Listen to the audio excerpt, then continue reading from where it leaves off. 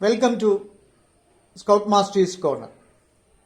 ഇന്ന് നമ്മൾ മനസ്സിലാക്കാൻ പോകുന്നത് എസ്റ്റിമേഷനിൽ ലുംബർമാൻസ് മെത്തേഡാണ്. മരം വെട്ടുകാരുടെ രീതി. അതായത് നമുക്ക് ഒരു മരത്തിൻ്റെ ഉയരം കണ്ടുപിടിക്കണം. അത് സാധാരണഗതിയിൽ മരം വെട്ടുകാർ ഉപയോഗിക്കുന്നത് അവർ മരം മുറിച്ച് ഏതു ഭാഗത്തേക്ക് ഇടാൻ സാധിക്കും, അതിൻ്റെ ഉയരത്തിന് ആനുപാതികമായി ഏതു ഭാഗത്തേക്ക് നമുക്ക് മറിച്ചിടാൻ സാധിക്കും എന്നത് അറിയുന്നതിന് വേണ്ടിയാണ് അവർ ഈ മെത്തേഡ് ഉപയോഗിക്കുന്നത്. അതിന് പറയുക ലുംബർമാൻസ് മെത്തേഡ്. ഒപ്പം തന്നെ ആ മരത്തിൻ്റെ മൊത്തം ഹൈറ്റ് നമുക്ക് കണ്ടുപിടിക്കാൻ സാധിക്കും. നമ്മുടെ വീട്ടിൽ, നമ്മുടെ പറമ്പിൽ എവിടെയെങ്കിലും നമുക്ക് ഇതുപോലെ അളക്കാൻ സൗകര്യം കിട്ടുമെങ്കിൽ ഈ ദിവസങ്ങളിൽ നിങ്ങൾ അത് അളന്ന് നോക്കി അതിൻ്റെ ഉയരം കണ്ടുപിടിച്ച് നിങ്ങൾ ഈ മെത്തേഡ് കൃത്യമായി മനസ്സിലാക്കണം. അതിന് നമുക്ക് ഏകദേശം ഒരു 30 സെൻറ്റിമീറ്റർ നീളമുള്ള വളവില്ലാത്ത ഒരു മരക്കമ്പോ ഒരു സ്കെയിലോ കൈവശം വയ്ക്കണം. ഉയരം കണക്കാക്കേണ്ട വസ്തുവിൽ നിന്നും കുറേ അകലെ മാറി നിന്ന് വസ്തുവിനെ നോക്കുക. അതായത് ആ മരത്തെ നോക്കുക. ഒരു കൈ വസ്തുവിന് നേരെ മുന്നോട്ട് നീട്ടി പിടിക്കണം. ഒരു കൈ വസ്തുവിന് നേരെ മുന്നോട്ട് നീട്ടി പിടിച്ച് നമ്മുടെ കയ്യിൽ ഒരു മരക്കമ്പോ ഒരു സ്കെയിലോ എന്തെങ്കിലും ഒരു അളവുകോലോ അല്ലെങ്കിൽ ഒരു കമ്പോ കയ്യിൽ പിടിക്കുക, ലംബമായി പിടിക്കുക. തള്ളവിരലിന്റെ ഭാഗത്ത് കൂടുതൽ ഭാഗം വരത്തക്ക രീതിയിൽ വേണം കയ്യിൽ കമ്പ് പിടിക്കാൻ. കയ്യിലിരിക്കുന്ന കമ്പിന്റെ തള്ളവിരലിനോട് തമ്പിനോട് ചേർന്ന ഭാഗം വസ്തുവിന്റെ ചുവടും, അതായത് തറയിൽ ഉറച്ചിരിക്കുന്ന ഭാഗവും, അഗ്രഭാഗം അതായത് തലഭാഗം അതായത് മേൽഭാഗം വസ്തുവിന്റെ അഗ്രവും പൂർണ്ണമായും മറയ്ക്കും വരെ മുന്നോട്ടോ പിന്നോട്ടോ മാറുക. കയ്യിലിരിക്കുന്ന കമ്പിന്റെ നീളം നീട്ടുകയോ കുറയ്ക്കുകയോ ചെയ്യാവുന്നതാണ്. വസ്തുവിന്റെ ചുവട് മുതൽ അഗ്രം വരെ കയ്യിലിരിക്കുന്ന കമ്പ് കൊണ്ട് മറഞ്ഞു കഴിയുമ്പോൾ കമ്പ് അല്ലെങ്കിൽ സ്കെയില് ഇടത്തോട്ടോ വലത്തോട്ടോ സാവധാനം ചരിച്ചുകൊണ്ട് മറ്റൊരാളുടെ സഹായത്താൽ നമുക്ക് അവിടെ ഒരു മാർക്കിംഗ് ഇടാവുന്നതാണ്. നമ്മുടെ കയ്യിലിരിക്കുന്ന കമ്പ് കൈയുടെ എതിർവശത്തെ കണ്ണ് നമ്മൾ പിടിക്കുന്ന സമയത്ത് കണ്ണൊന്ന് അടച്ചു പിടിക്കുന്നത്, ഒരു കണ്ണ് അടച്ചു പിടിച്ച് നോക്കുന്നത് നന്നായിരിക്കും. വടിയുടെ അഗ്രത്തുള്ള ദൃഷ്ടിരേഖയിൽ കൂടിയുള്ള ഒരു ദൃഷ്ടിരേഖ ഭൂമിയിൽ തൊടുന്ന ഭാഗമായിരിക്കണം നമ്മൾ മാർക്ക് ചെയ്യേണ്ടത്.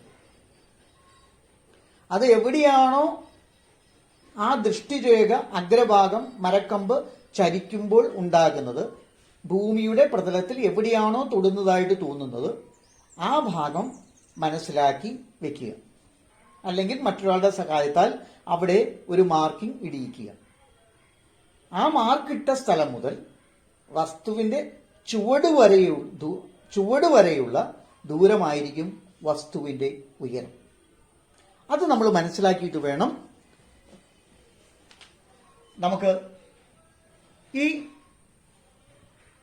പരീക്ഷണം, ഈ എസ്റ്റിമേഷൻ നമുക്ക് കണ്ടുപിടിക്കാൻ.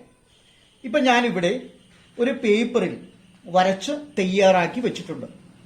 വളരെ എളുപ്പത്തിൽ നിങ്ങൾക്ക് മനസ്സിലാകുന്ന രീതിയിൽ ഈ മരം വെട്ടുകാരുടെ രീതി ഉപയോഗിച്ച് ഈ മരത്തിന്റെ ഉയരം നമുക്ക് കണ്ടുപിടിക്കണം. ഇതാണ് മരം. ഇത് മരത്തിന്റെ തറഭാഗം, ഭൂമിയിൽ തറപ്പിക്കുന്ന ഭാഗം. ഇപ്പൊ ഇവിടെ ഒരു പോസ്റ്റ് ആണെങ്കിലും ഒരു മരമാണെങ്കിലും കാണത്തക്ക രീതിയിലും ഉയരമുള്ള ഒരു ബിൽഡിംഗ് ആണെങ്കിലും ഇതിന്റെയൊക്കെ ഉയരം ഈ മെത്തേഡിലൂടെ നമുക്ക് കണ്ടുപിടിക്കാം.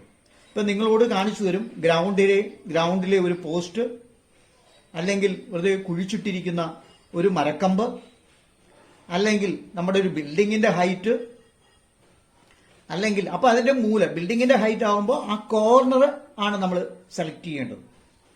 ഈ കോർണറാണ് നോക്കേണ്ടത്. തലഭാഗം മുതൽ ഈ ഉയരം വരെയുള്ള ഈ കോർണർ ഭാഗമാണ് സെലക്ട് ചെയ്യേണ്ടത്. അങ്ങനെ നമുക്ക് കണ്ടുപിടിക്കാൻ സാധിക്കും. അതിനുശേഷം ഈ മരത്തിന്റെ തറയിൽ നിന്നും ഒരു നിശ്ചിത ദൂരം നമ്മൾ മാറി ഇവിടെ നിൽക്കുന്നു. അത് എത്ര മീറ്റർ എന്നില്ല, നമ്മുടെ കയ്യിലിരിക്കുന്ന കമ്പിന്റെ ആനുപാതികമായിട്ട് നമുക്ക് നിൽക്കാം. പക്ഷെ കമ്പ് എപ്പോഴും പിടിക്കുമ്പോൾ നമുക്ക് ഈ രീതിയിൽ സ്ട്രെയിറ്റ് ആയിട്ട് പിടിക്കാൻ സാധിക്കണം. ഇങ്ങനെ സ്ട്രെയിറ്റ് ആയിട്ട് പിടിക്കണം. ഈ തള്ളവിരല് ഇങ്ങനെ പിടിക്കുകയും വേണം. അതായത് ഈ ഭാഗം എപ്പോഴും തലഭാഗത്തിന് തുല്യമായിട്ട് വരണം. ഈ ഭാഗം എപ്പോഴും തലഭാഗത്തിന് തുല്യം. തള്ളഭാഗം ഈ തമ്പ് വിരലിന്റെ ഭാഗം കടഭാഗമായിട്ട് വരണം. എന്നിട്ട് ഇത് നമ്മൾ താത്തി ഇങ്ങോട്ട് കൊണ്ടുപോകും. എന്നിട്ട് സ്ട്രെയിറ്റ് ആയിട്ട് ഇങ്ങനെ പിടിക്കും. അതാണ് ഇവിടെ നമ്മൾ കാണുന്നത്. ഈ വ്യക്തി കയ്യിലിരിക്കുന്ന കമ്പ് ലംബമായി പിടിച്ചിരിക്കുന്നു. ലംബമായി പിടിച്ചിരിക്കുന്നു. ഈ ലംബമായി പിടിച്ചിരിക്കുന്ന കണ്ണിന്റെ ദൃഷ്ടിരേഖ കമ്പിന്റെ അഗ്രവും ഈ മരത്തിന്റെ അഗ്രവും ഒരു ദൃഷ്ടിരേഖയിൽ വരുത്തുന്നു. കമ്പിന്റെ അഗ്രവും മരത്തിന്റെ അഗ്രവും ഒരു ദൃഷ്ടിരേഖയിൽ വരുത്തി. അതിനുശേഷം ഈ കമ്പിൽ നിന്നും അല്ലെങ്കിൽ നമ്മുടെ കയ്യിൽ ഉപയോഗിക്കുന്ന സ്കെയിലിൽ നിന്നും കൈ ഇങ്ങനെ താത്തി കൊണ്ടുവരുന്നു. ഇതാണ് ഇവിടെ കണ്ടത്. ഇതിങ്ങനെ താത്തി കൊണ്ടുവരുന്നു. കൈ ഇങ്ങനെ പിടിക്കുന്നു. അപ്പോ തറയിൽ തൊടുന്ന ഭാഗം, ഈ മരത്തിന്റെ കടഭാഗം, തറയിൽ തൊട്ടിരിക്കുന്ന ആ ഭാഗവും കയ്യിൽ പിടിച്ചിരിക്കുന്ന കമ്പിന്റെ അടിഭാഗവും തള്ളവിരൽ ചേർന്ന ഭാഗവും ഒരു ദൃഷ്ടിരേഖയിൽ ആക്കുന്നു.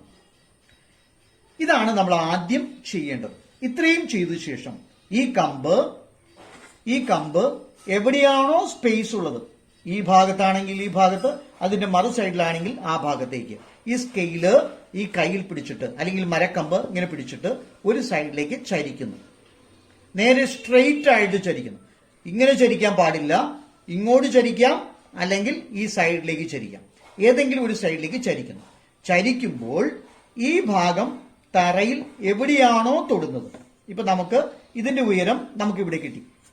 ഈ ഉയരം കിട്ടിയത് നമ്മൾ ഇവിടുത്തെ ആംഗിളിൽ നിന്ന് പിടിച്ചു കഴിയുമ്പോൾ നമ്മൾ എവിടേക്ക് ചരിച്ചോ, ഇപ്പൊ ഇവിടെ നിന്ന് ചരിച്ചു, ഈ സൈഡിൽ തന്നെ തറയിൽ ചരിച്ചപ്പോ ഇവിടെ ഒരു മാർക്കിംഗ് കിട്ടി. ഈ മാർക്കിംഗ് തുടങ്ങി ഇവിടം വരെ നമുക്ക് അളന്നാൽ എത്ര കിട്ടുന്നോ അതായിരിക്കും ഈ മരത്തിന്റെ ഉയരം. അപ്പൊ നമുക്ക് എവിടെയാണോ സ്പേസ് ഉള്ളത് ആ ഭാഗത്ത് നമ്മൾ ഇതിനെ ചരിച്ച് ലുംബർമാൻസ് മെത്തേഡിലൂടെ ചരിച്ച് തറയിൽ മാർക്ക് ചെയ്യാൻ നമ്മൾ മനസ്സിലാക്കിയിരിക്കണം.